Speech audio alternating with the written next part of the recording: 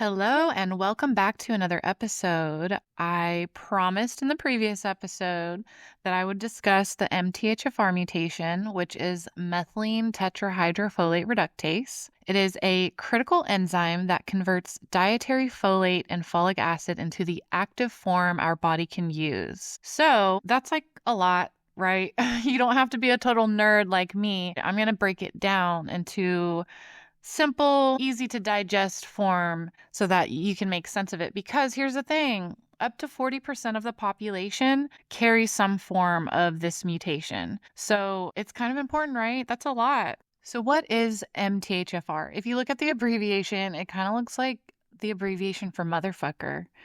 That is always something that has been a little eye-catching. But it's, we got to make this fun, right? Science is cool. Anyway, basic genetics. The MTHFR is an enzyme producing gene that is located on chromosome 1. So here's what it does. It converts folate, folic acid, which is vitamin B9, into its active form, methylfolate. The role in methylation includes DNA synthesis and repair, neurotransmitter production, detoxification, immune function, energy production, and so on. It affects a lot of things. That's why this genetic mutation's a motherfucker. All right, I'm going to get a little nerdy real quick. There are common variants, C677T and A1298C mutations. So I just named the two mutations, right? You can have one copy, that's heterozygous, or two copies, which is homozygous, of each variant. A1298C has milder effects, but it still impacts methylation. So as far as genetic testing goes, we have a few options. You have the standard medical genetic test through healthcare providers. You can ask your doctor to test you for this. Cool fun fact. Also, you do have the direct-to-consumer testing, which is 23andMe and Ancestry.com. And of course, a disclaimer for everyone, it is important to work with knowledgeable healthcare providers to interpret these results. Okay, so here's the impact of MTHFR mutations with different areas of health. We're going to start with cardiovascular. The MTHFR mutation can lead to elevated homocysteine levels. This is linked to cardiovascular disease risk. For neurological and mental health, we have depression and anxiety connections, potential links to schizophrenia and bipolar. There are connections for neurodevelopment conditions such as ADHD and autism spectrum disorders. It's also very important to note that association does not equal causation. These are complex conditions with multiple genetic and environmental factors, so please keep that in mind. Pregnancy and fertility are also included in areas that the MTHFR mutation can affect. This includes neural tube defects risk. It also can include recurrent pregnancy loss connections and preeclampsia risks. Now, for the autism connection, research shows potential connections between MTHFR mutations and autism risk. The source is from a 2016 article. It's a meta-analysis by RAI, I'm not sure how to pronounce that, but it found that the C677T variant was associated with increased autism risk by 23 to 53%, depending on the population studied. These studies are basically showing the mechanisms include impaired methylation that affect neurodevelopment, as well as oxidative stress from reduced antioxidant capacity. Now, again, it's important to note that the MTHFR mutations are just one of many genetic factors that potentially contribute the risk for autism. This is something that I found really interesting, which is the addiction connection. There is emerging research that suggests connections between MTHFR mutations and addiction vulnerability. There's a source from Nielsen et al. That's from 2012 that notes connections between folate metabolism, methylation, and alcohol use disorders. So here's the potential mechanisms with that. Altered neurotransmitter synthesis, especially dopamine and serotonin, affect reward pathways. Epigenetic changes influencing addiction-related gene expression and impaired detoxification capabilities.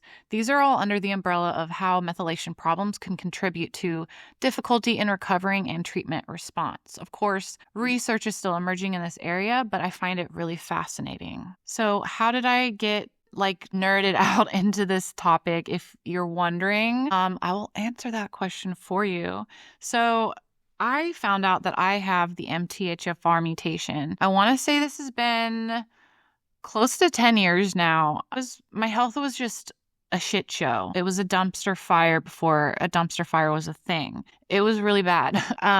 Honestly, I was worried for my health, and that could be a whole other topic on another episode. So let's stay focused, all right?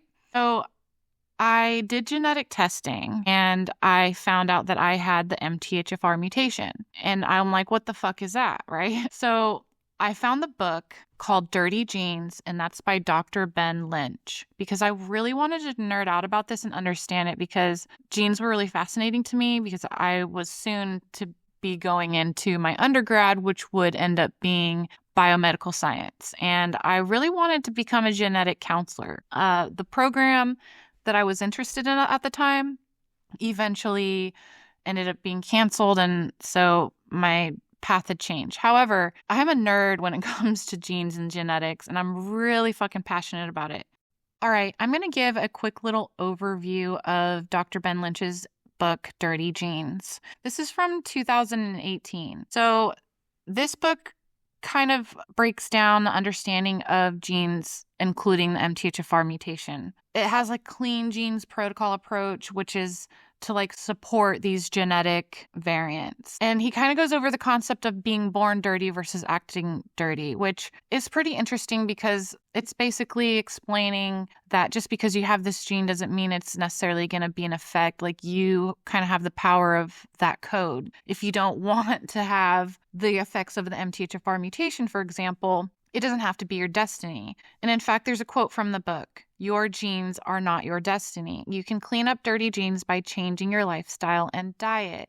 Well, obviously some genes you're kind of stuck with, but other genes, like especially this MTHFR mutation, you have a little power. So that's awesome, right? And especially if it's something that you can control, which is your lifestyle and diet. So if you have the MTHFR mutation, there are some dietary considerations that you can focus on, which is folate-rich foods. That includes spinach and kale, all those dark leafy greens, lentils and chickpeas, asparagus, broccoli, avocados, citrus fruits. Okay, now I'm hungry. Let's talk about folate versus folic acid distinction. Folate is natural while folic acid is synthetic. It's the man-made synthetic version of folate.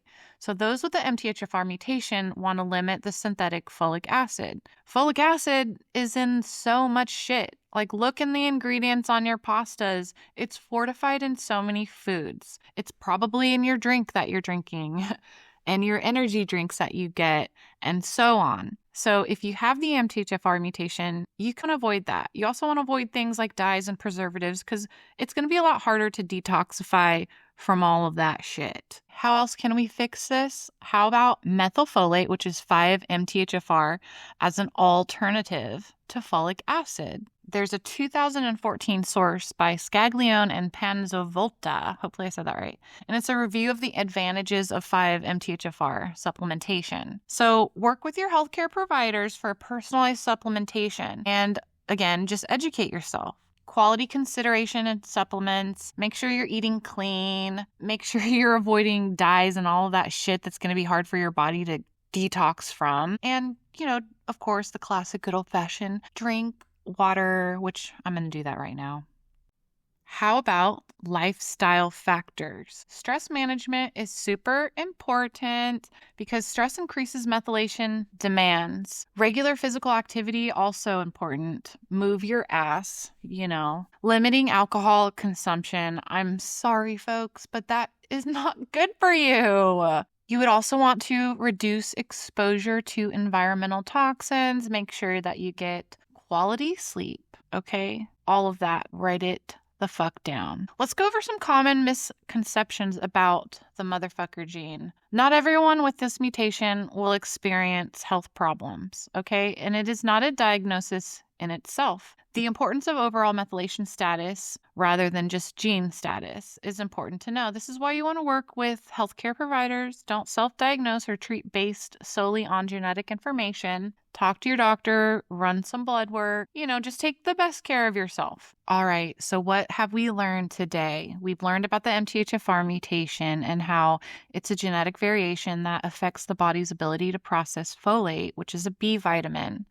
The mutation can lead to increased homocysteine levels, which homocysteine is an amino acid that can build up in the blood if the MTHFR enzyme isn't properly working. And it can also cause reduced folate levels because your body's not processing the synthetic form of folic acid. So now you have folic acid built up in your system that you can't use or utilize or do anything with, and now you're deficient in folate, which is essential for cell growth and development. One last little reminder, please approach this motherfucker with curiosity rather than fear. And that is a wrap on today's episode of Botanical Rebellion. Thanks for sitting through this nerdy talk with me.